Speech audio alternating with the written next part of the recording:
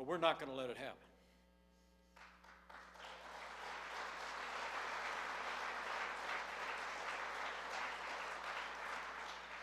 We're going to stand for less taxes, less regulation, more American energy. That sounds like an Arizona agenda to me.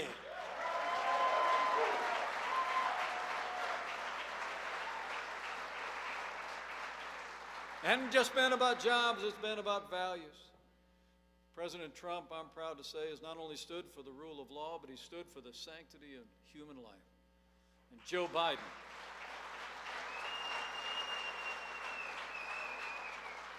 where Joe Biden abandoned his historic opposition to taxpayer funding of abortion, he now supports using taxpayer dollars to fund abortion in this country and is calling for historic increases to Planned Parenthood. And maybe worst of all, as we gather today at Cops for Trump here in Arizona, Joe Biden believes that America, in his words, is, quote, systemically racist, and that law enforcement has, again, I quote, an implicit bias against minorities. Where President Trump has supported the men and women of law enforcement every day, Joe Biden and the radical left say that we have to choose between supporting our police or supporting all the families of our communities. Well, I think the people of Arizona know different. The American people know we don't have to choose between supporting law enforcement and supporting our African American neighbors. We can do both. We have done both, and we're going to keep doing both for 4 more years.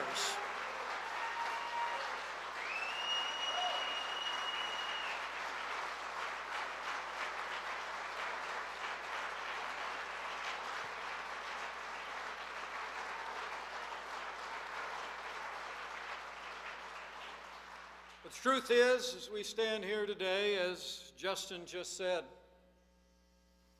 cities across the country, there are people that think they have to make that choice and are making the wrong choice. In cities across the country, you have elected officials that are stepping away from support for law enforcement, believing that they have to choose between supporting the men and women who protect the community and supporting families in the community. I just heard that Minneapolis has already begun dismantling their police department. In New York City, Mayor de Blasio actually cut the NYPD budget by $1 billion. And on Monday of this week, the Seattle City Council actually approved millions of dollars in budget cuts to the police department, after watching rioters and anarchists take over part of their city for more than 3 weeks. And when Joe Biden was asked if he would support cutting funding to law enforcement, he replied, yes, absolutely. You know, amid efforts to defund police across this country, cities are struggling with rising crime rates. You know, history teaches that weakness arouses evil.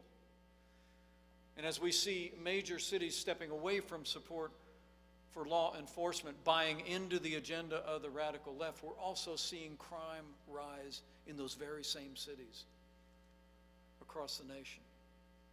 Just this past weekend alone, we had 40 people shot in Chicago.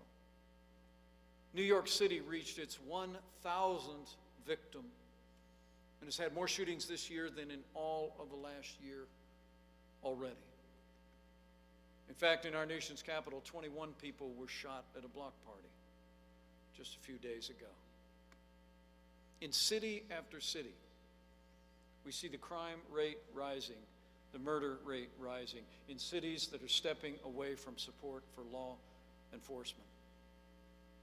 And for the sake of those families, in every major city in this land, men and women of Arizona, this has got to stop.